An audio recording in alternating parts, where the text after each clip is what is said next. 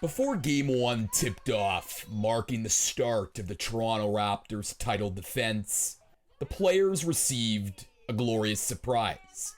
One by one, their families introduced the starting five.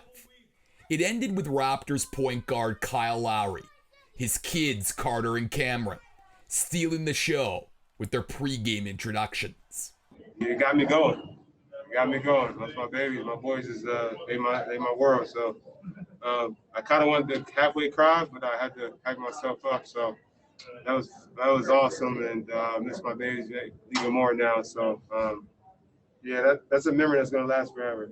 There was also a powerful rendition of O Canada, sung by Canadian singer-songwriter Jesse Reyes on top of the CN Tower. It was an important reminder that despite the joy of the NBA playoffs starting for the Raptors, the players, coaches, media members, citizens must continue the dialogue addressing systemic racism in our society.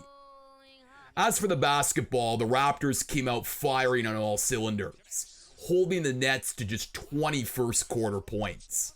Heading into Monday's game, the Raptors were 1-10 in game ones in the first round of the playoffs. Fred VanVleet, the Raptor point guard who became a fan favorite in last year's championship run, scored a career playoff high 30 points, shooting 11 for 15 from the field and 8 for 10 from three-point range. The Nets did bring the game to within 8 points, outscoring the Raptors in the third quarter 35-22.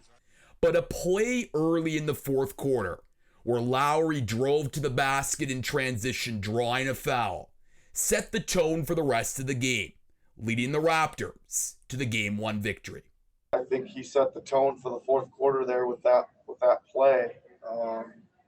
We obviously had the ball, so we talked about what to run out of the timeout, and he made a great read on the screen and roll and just did his thing, barreled into the basket.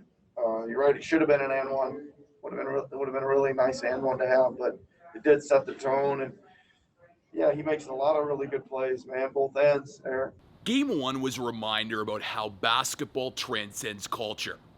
It's a sport that allows you to raise awareness about social issues such as Black Lives Matter and anti-black racism, while playing the game for fans, friends, and families. The Raptors did all three, overcoming a curse that has haunted this franchise by winning Game 1. Instead of worry and angst after a Game 1 loss, there could be great optimism about how the Raptors played, with great anticipation for things to come. This is Lucas Weiss reporting remotely on the Toronto Raptors for the 2020 NBA playoffs.